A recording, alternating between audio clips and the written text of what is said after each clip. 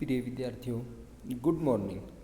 आज हम लाख की चूड़ियाँ नामक पाठ कार्यपत्रक 3 को कर रहे हैं। इससे पहले हम 2 कार्यपत्र कर चुके हैं और इस पाठ के लेखक कामतानाथ जी हैं। आइए जानते हैं कार्यपत्रक 3 के बारे में। बच्चों, पिछले कार्यपत्रकों में हमने पढ़ा कि बदलू गांव में लाख की चूड़ियाँ बनाने का काम करता है और वह लेखक को सुंदर लाख की गोलियां बनाकर देता था।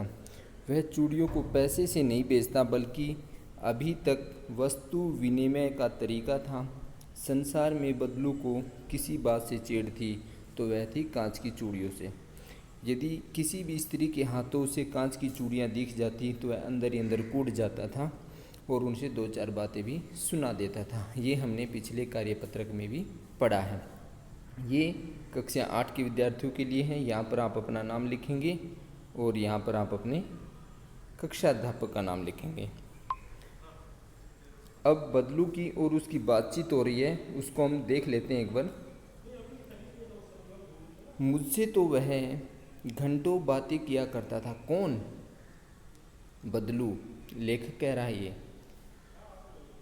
कभी मेरी पढ़ाई के बारे में पूछता तो कभी मेरे घर के बारे में पूछता और कभी यूं ही शहर के जीवन के बारे में।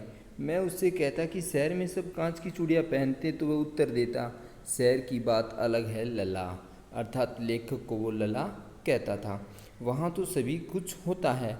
वहाँ की औरतें अपने मर्द अर्थात पति, हस्बैंड का हाथ पकड़कर सड़कों पर घूमती भी हैं। फिर उनकी कलाइयाँ नाजुक होती हैं, नाजुक अर्थात कोमल। ने लाख की चूड़ियाँ पहनी तो मोच आ जाएगी ना। हाँ, कभी कभी बदलू मेरी अच्छी खातिरदारी भी करता था।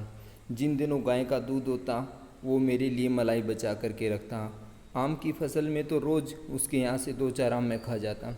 इन सब बातों के अतिरिक्त जिस बात से मुझे वो अच्छा लगता था कि लगभग रोज़ वह मेरे लिए 1-2 गोलियाँ बना देता था, क्योंकि बच्चों को गोलियाँ बहुत पसंद होती हैं, लाख की गोलियाँ। और मैं बहुधा होता है हमेशा या फिर अनेक बार हर गर्मी की छुट्टी में अपने मामा के यहाँ चला जाता और 1-आध महीने वहाँ रह कर आता था। और परंतु 2-3 बार में मैं अपने मामा के यहाँ गया होऊंगा, ये लेखक बता रहा है। तभी मेरे पिताजी की बदली एक दूर के शहर में हो गई। एक लंबी अवधि तक मैं अपने मामा के पास न जा सका। लगभग 8 वर्षों के बाद जब मैं वहाँ गया तो इतना बड़ा हो चुका था कि मेरी लाख की गोलियों में कोई रुचि नहीं रह गई थी। अतः गांव में होते हुए मुझे कई दिनों तक बदलू का ध्यान नहीं आया।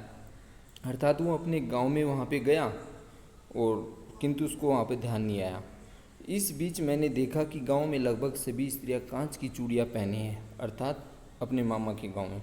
विरले हाथों में मैंने लाख की चूड़ियाँ देखी। विरले होता है बहुत कम। तब एक दिन सहसा का अर्थ होता है अचानक, मुझे बदलू का ध्यान हुआ आया। बात यह हुई कि बरसात में मेरे मामा की छोटी लड़की आंगन में फिसलकर गिर पड़ी और उसके हाथ की कांच की चूड़ी टूटकर उसकी कलाई में घुस गई। जब उसे कांच की चूड़ी उसकी कलाई में घुसी तो उस बात से उसे याद आया कि यहाँ पर लाख की चूड़ी बनाने वाला भी एक कारीगर है जिसका नाम बदलू काका है, और उसके हाथ से खून बहने लगा। मामा घर पर थे नहीं तो पट्टी वगैरह सब मुझे ही करनी पड़ी। तभी सहसा मुझे बदलू का ध्यान हो आया। मैंने सोचा कि उससे मिल आऊँ। अतः शाम को घूमते घूमते मैं उसके घर चला गया और बदलू वहीं चबूतरे पर नीम के नीचे खाट पर लेटा था। खाट होता चारपाई। मर्द अर्थात पति, नाजुक, कोमल, खातिरदारी करना, मेहमान नवाजी करना। बहुधा होता है हमेशा या फिर अनेक बार। अवधि, समय, रुचि, लगाओ। विरले, बहुत कम, सहसा, एकाएक, खाट, चारपाई। अब हम इनके प्रश्नों के बारे में जानते हैं। इसके लिए मैंने आपकी एक अलग वर्कशीट तैयार कर दी है। प्रिय विद्यार्थियों, चैनल को लाइक सब्सक्राइब जरूर करें और अपने मित्रों तक भी इसे शेयर कर दें। गांव में रहते हुए लेखक को बदलू का ध्यान क्यों नहीं आया? हम प्रश्न नंबर 1 कर रहे हैं इसका। क्योंकि हमने ऊपर पढ़ा गद्यांश में कि लेखक 8-10 वर्षों के बाद गांव में आया था और वह इतना बड़ा हो गया था कि अब उसका जो है लाख की चूड़ियों में कोई इंटरेस्ट नहीं रहा, अर्थात उसकी रुचि नहीं रही थी, इसलिए लेखक को बदलू का ध्यान नहीं रहा। चलिए अब हम अगले प्रश्न की तरफ बढ़ते हैं। बदलू लेखक से घंटों क्या क्या बातें किया करता था। बदलू लेखक से कभी उसकी पढ़ाई के बारे में पूछता, तो कभी उसके घर के बारे में पूछता, और कभी शहर की बातें अक्सर पूछता रहता था, और कभी कांच की चूड़ियाँ और लाख की चूड़ियों के बारे में उनकी बदलू की जो है लेखक से बातें होती रहती थी। और वो कहता था कि जो शहर की स्त्रियाँ होती हैं उनकी कलाई बड़ी नाजुक होती है, वो लाख की चूड़ियाँ पहन नहीं सकती। तो इस प्रकार की बातें लेखक और बदलू के बीच में चलती रहती थी। प्रश्न नंबर 3, घर में मेहमान आने पर आप उनकी मेहमान नवाजी कैसे करेंगे, सोच करके लिखिए।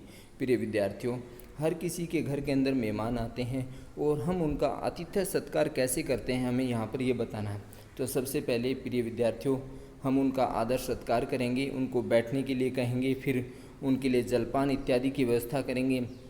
फिर हमारी जो माता जी है वो चाय नाश्ता तैयार करके उनकी मेहनवाजी करेगी, और हम तब उनके साथ आदरपूर्वक बैठ करके उनका कुशल क्षेम जानेंगे, उनसे बातचीत करेंगे। बाकी आप जो अन्य तरीका जानते हैं वो भी यहाँ पर लिख सकते हैं।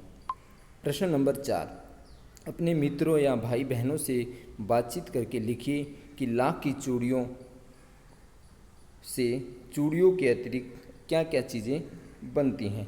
लाख से अनेक प्रकार की वस्तुएं बनाई जाती हैं, जैसे चूड़ियाँ, कड़े, विभिन्न प्रकार के सजावटी डिब्बे, डिबियाँ, सजावटी पेन, हार, झुमके और कई प्रकार के गहने और विशेष प्रकार की दवाइयाँ बनाने में भी लाख का प्रयोग किया जाता है। तो प्रिय विद्यार्थियों, आज के लिए इतना ही, आगे फिर मिलते हैं। जय हिंद, जय भारत।